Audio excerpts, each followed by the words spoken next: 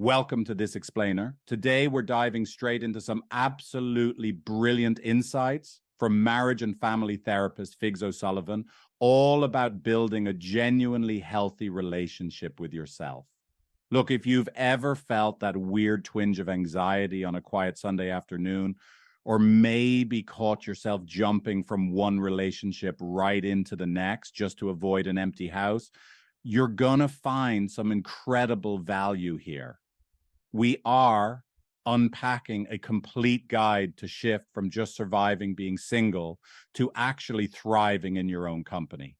So let's tackle this core question right off the bat. How do you actually be happy alone? If you recognize yourself searching for this, I want you to know your nervous system isn't just being dramatic. You're taking a bravely honest first step. The author points out that simply asking how to be happy alone means you aren't running away anymore. You're finally turning around to face yourself. It means you're willing to sit with the discomfort of your own company long enough to wonder if it could actually feel, well, good. You're trying to build up your internal infrastructure. And hey, this isn't about becoming a total hermit or rejecting love altogether. It's about building a foundation so strong that you can be fully present, whether you're sitting next to someone or completely solo. But before we get into the how-to, we have got to dismantle the cultural lie that you need to love yourself first. We've all seen this plastered all over Instagram, right? This idea that you have to be perfectly whole and love yourself 100% before you can ever love someone else. Well, according to 16 years of clinical experience, that's kind of just a half-truth.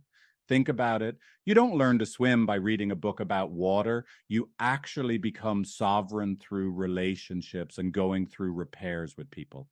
Working on the relationship with yourself is basically just agreeing to get into the pool, but the actual swimming, that happens with others. If you wait around until you feel perfectly healed in isolation, you might honestly just be avoiding connection altogether, which brings us right into diagnosing avoidance.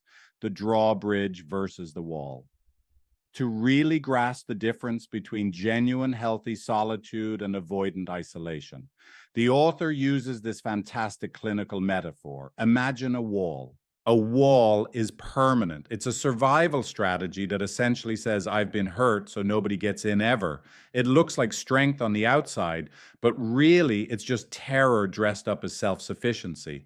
Now contrast that with a drawbridge. True sovereignty is like a drawbridge. You have solid, healthy boundaries, sure, but you can choose to lower that bridge for connection when it's safe and pull it back up for protection when you need a minute.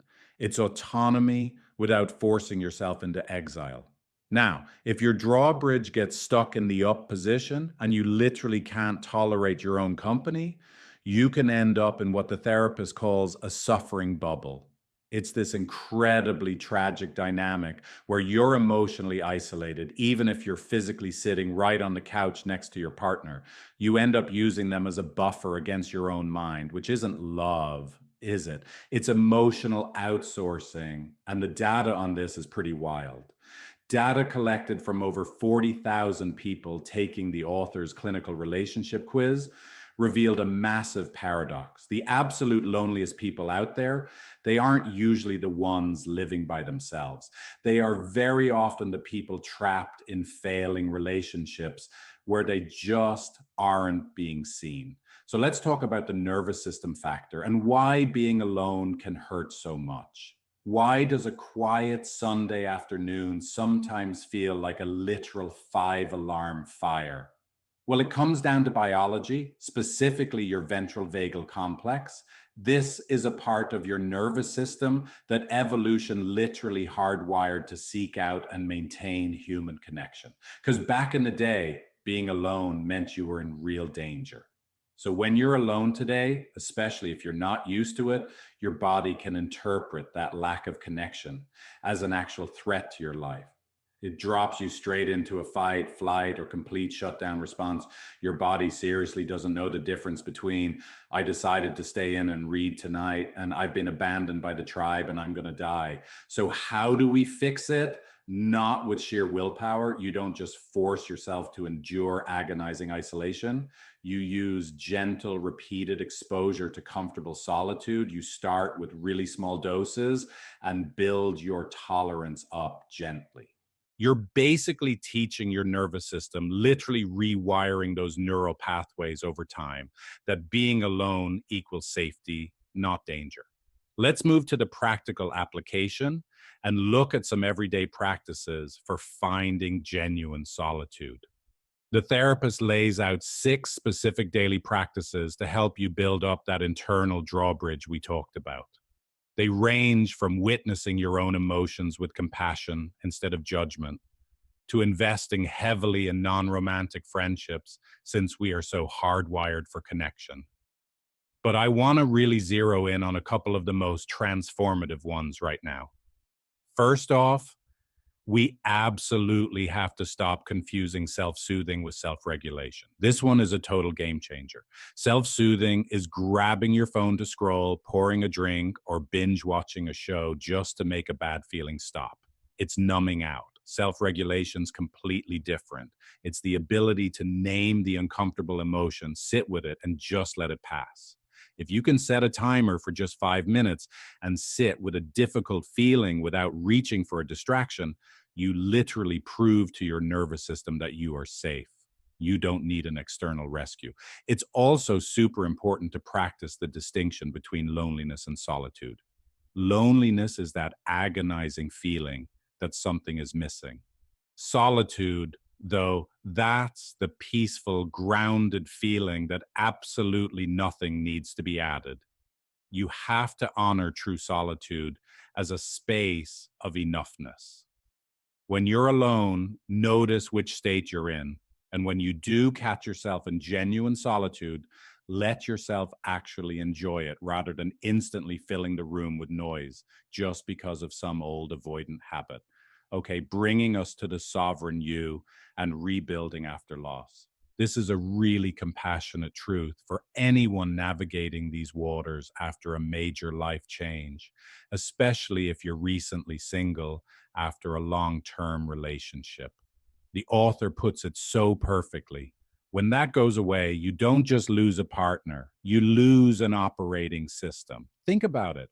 When you're with someone for years, your daily routines, your weekend plans, even your meals, they're all filtered through another human being. So you aren't just grieving a person, you are grieving the we version of yourself.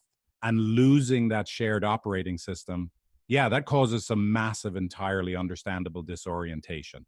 But there is a real light at the end of that tunnel.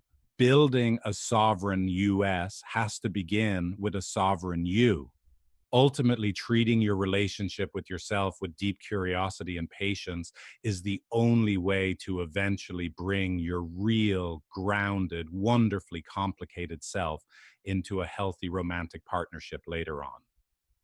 It's how you develop that internal drawbridge, one that you can open and close by choice, not out of desperation. So I want to leave you with a pretty profound question to chew on today. Who am I when I'm not reflected in another person's eyes? I know it's a bit uncomfortable, but it's probably the most productive question you can possibly ask. The answers are usually found the first time you cook a really great meal just for yourself and actually enjoy it, or when you wake up without the weight of someone else's mood. Thank you so much for exploring this explainer with me. So who are you when the room goes quiet? If you want to work on this for real, try Figlet, my AI relationship coaching app. You can start for free, no credit card needed, at figlet.empathy.com.